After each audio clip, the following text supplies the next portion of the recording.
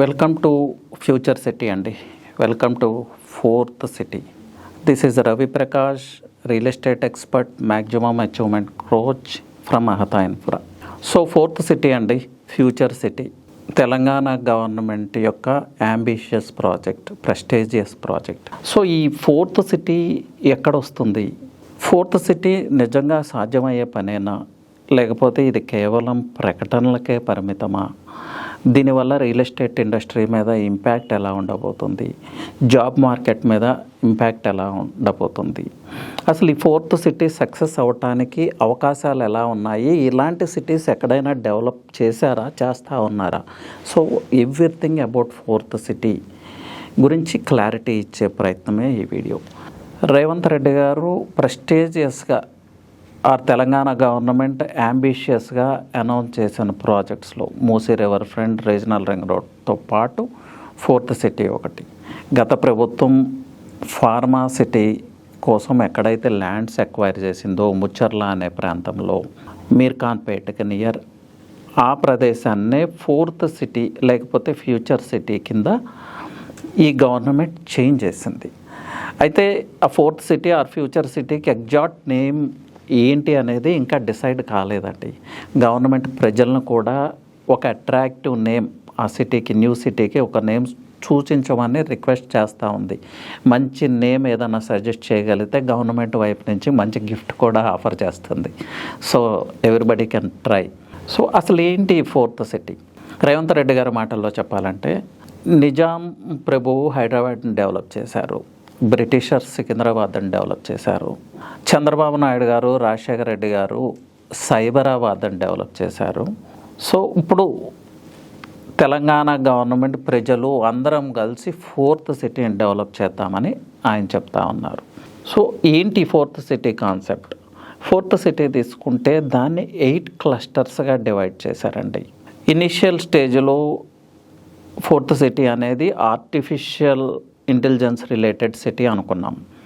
ఇనిషియల్గా అయితే అదే ప్రమోట్ అయింది. నెక్స్ట్ స్కిల్ యూనివర్సిటీకి ఆగస్ట్ 2న రేవంత్ రెడ్డి గారు శంకుస్థాపన చేశారు. అలాగే ఫార్మాసిటీ రద్దయింది అనుకున్న ఫార్మాసిటీ కూడా అక్కడ కంటిన్యూ అవుతూ ఉంది. వాస్తవంగా ఫోర్త్ సిటీలో major share of the land 4000+ acres ఫార్మాసిటీకి అలాట్ చేయడం జరిగింది.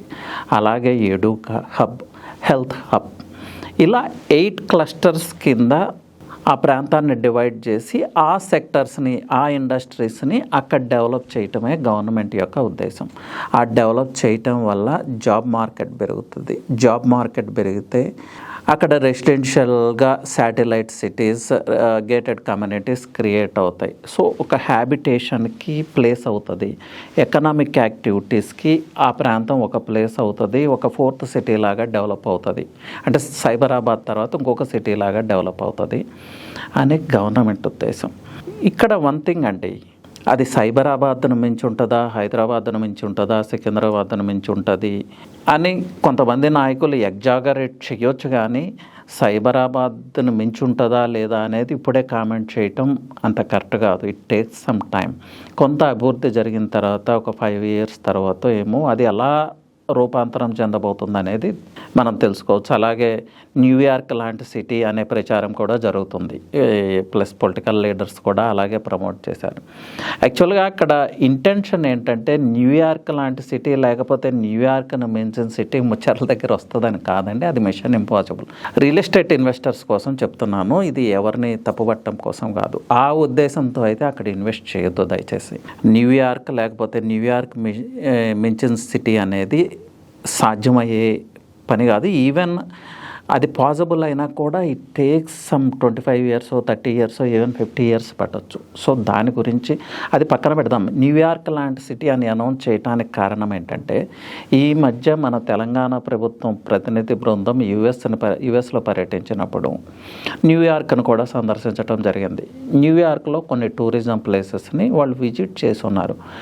అక్కడ ఫారెస్ట్ ల్యాండ్స్లో నైట్ సఫారీ అని కొన్ని టూరిజం యాక్టివిటీస్ని వాళ్ళు చూస్తున్నారు. అలాంటి యాక్టివిటీస్ని శ్రీశైలం హైవేలో కూడా డెవలప్ చేయొచ్చు కదా అనే థాట్. శ్రీశైలం హైవేలో ఎందుకు డెవలప్ చేయొచ్చు అంటే 70% of the land is conservation zone, లేకపోతే ఫారెస్ట్ జోన్. సో అలాంటి నైట్ సఫారీని ఇక్కడ డెవలప్ చేయడానికి కావాల్సిన రిసోర్సెస్ శ్రీశైలం హైవేలో ఉన్నాయి. సో దానికోసం న్యూయార్క్లో లాగా టూరిజం డెవలప్ చేస్తాం అనటానికి బదులు దాంతో స్టార్ట్ చేసి తర్వాత న్యూయార్క్ లాంటి సిటీ, న్యూయార్క్ని మించిన సిటీ. సో జనరల్గా కొంచెం ఎగ్జాగరేషన్ జరుగుతుంది మనకి. That's what happened. అంతేగాని న్యూయార్క్ను మించిన సిటీ అనేది వాస్తవం కాదు. న్యూయార్క్ లాంటి టూరిజంని డెవలప్ చేయడానికైతే అక్కడ అవకాశాలు ఉన్నాయి. దాన్ని ఇన్స్పైరింగ్గా తీసుకొని ఇక్కడ డెవలప్ చేస్తారు, అంతేనండి. సో నిజంగా ఈ 4th సిటీ అనేది పాసిబుల్ అంటే ఒకసారి చూద్దామండి. 4th సిటీ అనౌన్స్ చేసిన తర్వాత ఏం జరిగిందనేది. ఆగస్ట్ 2న స్కిల్ యూనివర్సిటీకి సీఎం రేవంత్ రెడ్డి గారు శంకుస్థాపన చేశారు. స్కిల్ యూనివర్సిటీ 20 స్కిల్స్లో యూత్కి ట్రైనింగ్ ఇవ్వటం కోసం ఏర్పాటు చేసిన యూనివర్సిటీయే స్కిల్ యూనివర్సిటీ. ఆ స్కిల్ కోర్సెస్ ఆల్రెడీ హైదరాబాద్ సిటీలో నేషనల్ ఇన్స్టిట్యూట్ ఆఫ్ కన్స్ట్రక్షన్ ఇలాంటి సమ్ ఏజెన్సీస్ కన్స్ట్రక్ట్ చేస్తూ ఉన్నాయి. కానీ దాన్ని ఇంకా కొంచెం అగ్రెసివ్గా కొంత బిగ్ వేలో చేయటానికే గవర్నమెంట్ ప్రయత్నం. సో శంకుస్థాపన చేశారు, దానికి ల్యాండ్ అలాట్ చేశారు, దానికి సంబంధించిన పాలసీ కూడా రెడీ చేస్తూ ఉన్నారు. మీ అందరికీ తెలుసు, ఆనంద్ మహీంద్రాని దానికి చైర్మన్గా అపాయింట్ చేయటం జరిగింది. So skill university next year నుంచే అక్కడ తమ యాక్టివిటీ స్టార్ట్ చేయడానికి అన్ని రకాల అవకాశాలు ఉన్నాయి. ఇప్పుడు ఏదైతే హైదరాబాద్ సిటీలో నేషనల్ ఇన్స్టిట్యూట్ ఆఫ్ కన్స్ట్రక్షన్ ఉందో అది కూడా అక్కడ ముచ్చర్ల ప్రాంతానికి, మీర్ఖాన్పేట్ నియర్ ఉన్న ప్రాంతానికి తరలించడం జరుగుతుంది. అది కూడా స్కిల్ యూనివర్సిటీలో ఒక పార్ట్ అవుతుంది. So skill university is 100% possible అండి. అది ఇంపాసిబుల్ టాస్క్ ఏం కాదు. 1 ఇయర్లోనే మనం దాని యొక్క యాక్టివిటీస్ అంటే నెక్స్ట్ అకాడమిక్ ఇయర్కి అక్కడ దాని యాక్టివిటీస్ మనం చూడవచ్చు. నెక్స్ట్ ఏఐసిటీ అక్కడ అనౌన్స్ చేశారు. ఏఐలో హైదరాబాద్ని లీడ్ రోల్లో ఉంచాలనేది ఈ గవర్నమెంట్ యొక్క ఉద్దేశం. ఆ విషయంలో కూడా కొంచెం ప్రోయాక్టివ్ స్టెప్స్ గవర్నమెంట్ వైపు నుంచి తీసుకోవటం జరిగింది. ఇండియాలో ఎక్కడా లేని విధంగా ఏ స్టేట్ గవర్నమెంట్ ఇనిషియేటివ్ తీసుకోని విధంగా మన హైదరాబాద్లో ఏఐ గ్లోబల్ సమ్మిట్ సక్సెస్ఫుల్గా కండక్ట్ చేసింది మన గవర్నమెంట్. ఈ గ్లోబల్ సమ్మిట్ని విజిట్ చేసిన ఇన్వెస్టర్స్ కూడా ఎవరంటే వరల్డ్లోనే టాప్ ఏఐ లీడర్స్ ఎవరైతే ఉన్నారో యుఎస్ నుంచి, జపాన్ నుంచి, అలాంటి కంపెనీస్ ప్రతినిధులు ఈ ఏఐ గ్లోబల్ సమ్మిట్లో పార్టిసిపేట్ చేయడం జరిగింది. ఈ ఏఐ గ్లోబల్ సమ్మిట్కి బిఫోరే గవర్నమెంట్ ఒక 6 months పాటు దీని మీద చాలా ఎక్సర్సైజ్ చేసింది. వరల్డ్ వైడ్గా ఉన్న ఏఐ లీడర్స్తో మాట్లాడటం, వాళ్ళ నుంచి కొన్ని ప్రామిసెస్ తీసుకోవటం, ఇదంతా జరిగింది. సో ఏఐ గ్లోబల్ సమ్మిట్ సక్సెస్ఫుల్గా జరిగింది. ఇండియాలో ఏ స్టేటు ఈ ఇనిషియేటివ్ తీసుకోలేదు. ఫస్ట్ ఇనిషియేటివ్ ప్రోయాక్టివ్ స్టెప్ మనమే తీసుకున్నాం. అలాగే ఇది సక్సెస్ అయిందని కూడా చెప్పొచ్చు. కొన్ని ఇన్వెస్ట్మెంట్స్ ఎవరైతే ఇన్వెస్టర్స్ విజిట్ చేశారో వాళ్ళు ప్రామిస్ చేశారు తెలంగాణ గవర్నమెంట్కి. కొన్ని ఎంఓయూస్ కూడా జరిగినాయి. బట్ ఈ ఇన్వెస్ట్మెంట్స్ అన్నీ కూడా రిలేటెడ్ టు యుఎస్ ఎలక్షన్స్ అండి. సో ఆఫ్టర్ యుఎస్ ఎలక్షన్స్ అది కొంత కార్యరూపం దాల్చే అవకాశం ఉంది. సో ఏఐ యాక్టివిటీస్ అయితే ఆ ప్రాంతంలో స్టార్ట్ అవ్వడానికి అన్ని రకాల అవకాశాలు ఉన్నాయి. సో నెక్స్ట్ క్లస్టర్ తీసుకుంటే ఫార్మా క్లస్టర్ అండి. మేజర్ షేర్ ఫార్మా క్లస్టర్కే ఉంది ఆ ప్రాంతంలో, 4000+ ఏకర్స్. సో మన తెలంగాణలో హైదరాబాద్లో ఫార్మా సెక్టర్ అనేది ఫ్లరిష్ అవుతుందా లేదా అనేది క్వశ్చనే కాదు. బికాజ్ ఫార్మాకి మనం world capital, vaccine capital of the world. So basic infrastructure ఆ 4000+ ఏకర్స్లో క్రియేట్ చేసి ఫార్మా కంపెనీస్కి అలాట్ చేస్తే వాళ్ళు ఇమీడియట్గా తమ యాక్టివిటీ స్టార్ట్ చేస్తారు. క్లియర్గా చెప్పాలంటే ఒక జినోమ్ వ్యాలీ లాంటి ఎస్టాబ్లిష్మెంట్ అక్కడ రాబోతుంది. అంటే non polluted pharma research and development, ఇలా చాలా ఎకో సిస్టమ్ని ప్రొటెక్ట్ చేసే విధంగా ఎలాంటి పొల్యూషన్ క్రియేట్ చేయని ఇండస్ట్రీస్కే అక్కడ అవకాశం ఇస్తూ ఉంది గవర్నమెంట్. సో ఫార్మా వస్తుందా రాదా అనేది నాట్ ఈవెన్ ఏ క్వశ్చన్. అక్కడ కావాల్సింది ప్రభుత్వం యొక్క నిబద్ధత. సో ఏఐసిటీకి అన్ని రకాల అవకాశాలు ఉన్నాయి, స్కిల్ యూనివర్సిటీకి అన్ని రకాల అవకాశాలు ఉన్నాయి, ఫార్మాసిటీకి అన్ని రకాల అవకాశాలు ఉన్నాయి. అలాగే అక్కడ అనౌన్స్ చేసిన ఇంకో క్లస్టర్ తీసుకుంటే ఎడు హబ్ ఆ ప్రాంతంలో సాధ్యం కాదా అంటే ఎస్ 100% పాసిబుల్ అండి. ఎందుకంటే ఇప్పుడు సెంటర్ ఆఫ్ ఎక్సలెన్స్ లాంటి ఇన్స్టిట్యూట్స్, బిగ్ ఇంజనీరింగ్ కాలేజెస్ కావచ్చు, మెడికల్ కాలేజెస్ కావచ్చు, ఏ బిగ్ ఎడ్యుకేషనల్ ఇన్స్టిట్యూట్స్ వచ్చినా కూడా ఈ రోజున సిటీ అవుట్స్కట్స్లోనే వస్తున్నాయి, నేషనల్ హైవేస్లోనే సిటీకి దూరంగా వస్తున్నాయి. సో ముచ్చర్ల కూడా అలాంటి ప్రాంతమే కదా, అక్కడ ల్యాండ్ అలాట్ చేస్తే ఎడ్యుకేషనల్ ఇన్స్టిట్యూట్స్కి ఆటోమేటిక్గా అదొక ఎడు హబ్ లాగా డెవలప్ అవుతుంది. ఎడు హబ్ డెవలప్ అయితే ఏమవుతుందండి, ఆ ఎడ్యుకేషన్ పర్పస్ కోసం రోజు స్టూడెంట్స్ ట్రావెల్ చేస్తూ ఉంటారు. కొంతమంది ఫ్యామిలీస్తో వెళ్ళి ఆ ప్రాంతంలోనే సెటిల్ అవుతారు పిల్లల ఎడ్యుకేషన్ కోసం. వరల్డ్ క్లాస్ కనెక్టివిటీ రాబోతుంది కాబట్టి సిటీకి ట్రావెల్ చేయటం అనేది not a big task. 30 minutes or 45 minutesలో వాళ్ళ ప్లేస్కి వాళ్ళు రీచ్ అవ్వచ్చు, వాళ్ళ ఆఫీసెస్కి వాళ్ళు రీచ్ అవ్వచ్చు. బికాజ్ ఆఫ్ ఓఆర్ఆర్ కావచ్చు, ఇప్పుడు శ్రీశైలం హైవే ఎక్స్పాన్షన్ జరుగుతూ ఉంది, lot of radial roads is coming up. అలాగే ఈరోజు మెట్రో నెట్వర్క్ కూడా అనౌన్స్ చేస్తున్నారు. సో ఎడు హబ్ అక్కడ పాసిబుల్ అంటే 100% పాసిబుల్. అలాగే హెల్త్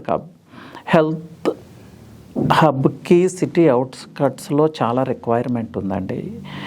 ఈరోజు మన తెలంగాణ హెల్త్ టూరిజంకి పేరుగాంచింది. వరల్డ్ వైడ్గా పీపుల్ తమ హెల్త్ రిక్వైర్మెంట్స్ కోసం ఇండియా ట్రావెల్ చేస్తూ ఉన్నారు. ఇండియాలో హైదరాబాద్కి ట్రావెల్ చేస్తూ ఉన్నారు ప్రత్యేకంగా.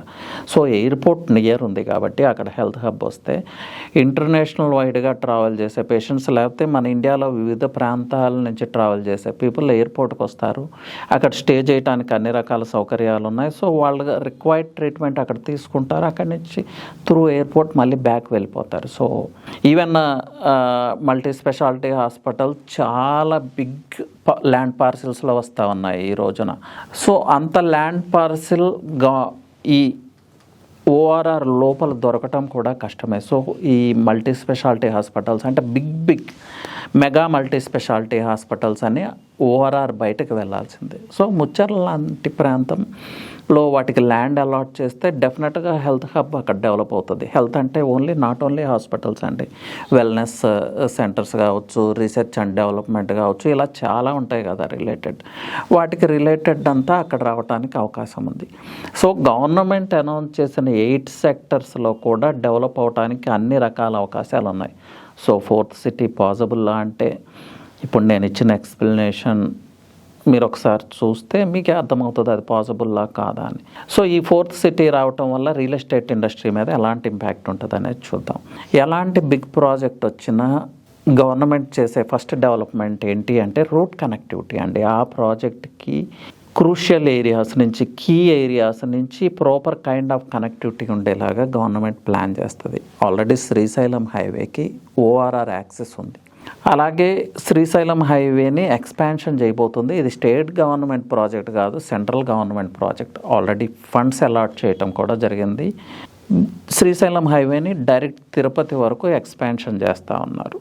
అలాగే మెట్రో ట్రైన్ ఎక్స్పాన్షన్ రావేరియాల వరకు, రావేరియాల నుంచి మళ్ళీ 4th సిటీకి గ్రీన్ ఫీల్డ్ హైవే ఆ స్ట్రెచ్ రాబోతుంది. So world class connectivity, Bengaluru highway నుంచి కనెక్టివిటీ ఉంది, అలాగే సాగర్ హైవే నుంచి కనెక్టివిటీ ఉంది. శ్రీశైలం హైవేలో ఆమంగల్ దగ్గర రీజనల్ రింగ్ రోడ్ కనెక్టివిటీ రాబోతుంది. సో వరల్డ్ క్లాస్ కనెక్టివిటీ రాబోతుంది. అలాగే వీటినన్నిటిని కనెక్ట్ చేస్తూ radial roads. Real estate prices ఎప్పుడు పెరుగుతాయంటే ఎప్పుడైతే రోడ్ కనెక్టివిటీ వస్తుందో ఆటోమేటిక్గా రియల్ ఎస్టేట్ ప్రైజెస్ గ్రో అవుతాయి, రియల్ ఎస్టేట్ ఇండస్ట్రీ ఫ్లరిష్ అవుతుంది. అలాగే ఇన్ఫ్రాస్ట్రక్చరల్ వర్క్స్ ఎక్కడైతే జరుగుతాయో అక్కడ రియల్ ఎస్టేట్ ఇండస్ట్రీ ఫ్లరిష్ అవుతాయి. అలాగే జాబ్ మార్కెట్ ఎక్కడ క్రియేట్ అవుతుందో అక్కడ రియల్ ఎస్టేట్ ఇండస్ట్రీ ఫ్లరిష్ అవుతుంది. అలాగే హెల్త్ రిలేటెడ్ ఇన్స్టిట్యూట్స్ ఎక్కడ వస్తాయో అక్కడ రియల్ ఎస్టేట్ ఇండస్ట్రీ ఫ్లరిష్ అవుతుంది.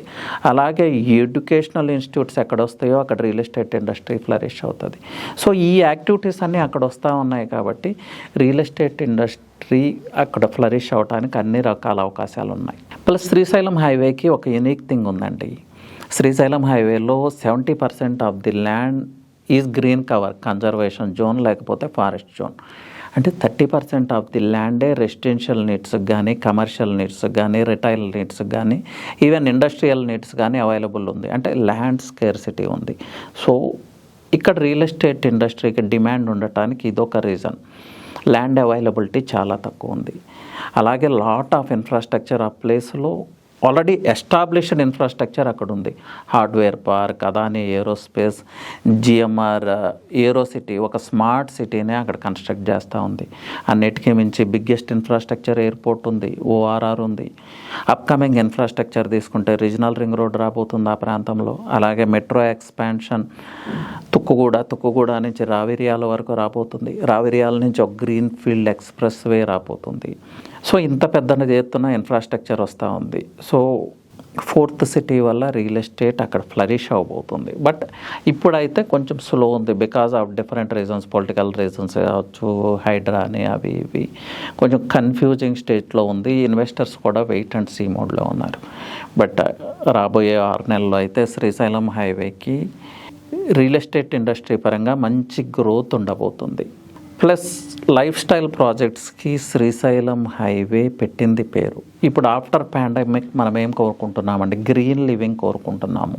అలాంటి అట్మాస్ఫియర్, అలాంటి ఎన్విరాన్మెంట్ మనకు శ్రీశైలం హైవేలోనే ఉంది. గ్రీన్ కవర్, మనం శ్రీశైలం హైవేని ఏరియల్ వ్యూ కన్నా చూస్తే ఒక గ్రీన్ కార్పెట్ పరిచినట్లుగా ఉంటుంది. ఆ గ్రీన్ కార్పెట్ మిడిల్ నుంచి ఒక బ్లాక్ టాప్ రోడ్ పాస్ అవుతుందా అన్నట్లుంటుంది. అంత ఫారెస్ట్ ఏరియా, అంత green area. So worldwide trend green living అనేది. సో లగ్జరీ రియల్ ఎస్టేట్ ప్రాజెక్ట్స్కి, గేటెడ్ కమ్యూనిటీస్కి, హైరైజ్ టవర్స్కి, గ్రీన్ లివింగ్కి శ్రీశైలం హైవే ఒక డెస్టినేషన్ కాబోతుంది. అక్కడ తుక్కుగూడ, మహేశ్వరం, కందుకూరు మండల్ లాంటి ప్లేసెస్లో ఆల్రెడీ కన్స్ట్రక్షన్ స్టార్ట్ అయింది. తుక్కుగూడలో mid rise towers already work జరుగుతూ ఉంది. మహేశ్వరం, కందుకూరు మండల్ ఈ ప్రాంతాల్లో lot of villa projects, premium villa projects వస్తూ ఉన్నాయి. ఫోర్త్ సిటీ లాంటి డెవలప్మెంట్ ముచ్చర్ల, మీర్ఖాన్పేట అంటే శ్రీశైలం హైవేకి, సాగర్ హైవేకి మిడిల్లో ఉన్న ప్రాంతంలో వస్తూ ఉంది. ఆమంగల్ తీసుకుంటే రీజనల్ రింగ్ రోడ్ వస్తూ ఉంది. సో స్కోప్ ఈజ్ బిగ్ అండి. ఈరోజు ఇన్వెస్ట్ చేస్తే మన ఇన్వెస్ట్మెంట్కి 2-3 ఇయర్స్లో మంచి గ్రోత్ వచ్చే అవకాశం అయితే 100% ఉంది. తుక్కుగూడ, మహేశ్వరంలో ఐటీ ఎంప్లాయీస్ కానీ, ఫార్మా ఎంప్లాయీస్ కానీ చాలామంది అక్కడ ఇప్పుడు స్టే చేస్తూ ఉన్నారు. అక్కడ ఒక విల్లా పర్చేజ్ చేసుకొని. రావిర్యాల లాంటి ప్రాంతంలో చాలా విల్లా ప్రాజెక్ట్స్ వస్తూ ఉన్నాయి. ఆ నియర్ బై అర్బన్ సెంటర్స్ తీసుకుంటే ఆదిబట్ల కావచ్చు, కొంగరకలాన్ కావచ్చు, టీసీఎస్ లాంటి సంస్థలు, అలాగే ఏరోస్పేస్ పార్క్, ఈ మధ్యకాలంలో ఫాక్స్కాన్, అలాగే aerospace related industries, world trade centre near to airport, world trade centre construction జరుగుతుంది. ఇంకా world trade centre related construction fourth సిటీలో కన్స్ట్రక్ట్ అవుతుందని కూడా ఈ మధ్య ఏదో వరల్డ్ ట్రేడ్ సెంటర్ కన్నా ఫోర్త్ సిటీ తెలంగాణ గవర్నమెంట్కి ఎంఓయూ జరగటం జరిగింది. So lot of activities going to come అంటే రియల్ ఎస్టేట్ ఇన్వెస్ట్మెంట్కి మంచి destination Srisailam highway.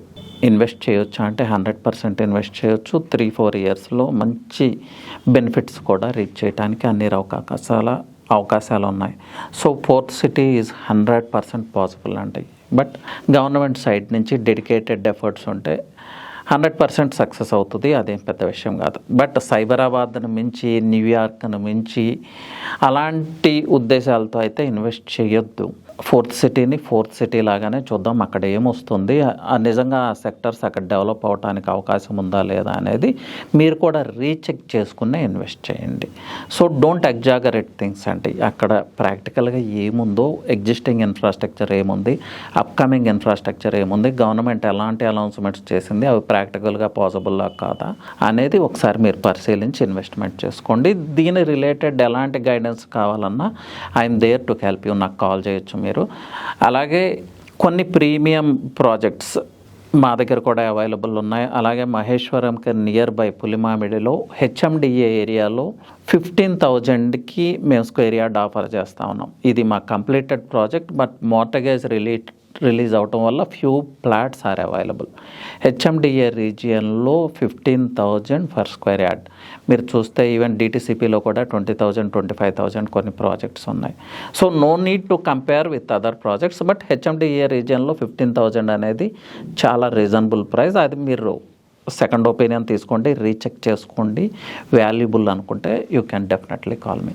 Anyway, thank you అండి. All the best.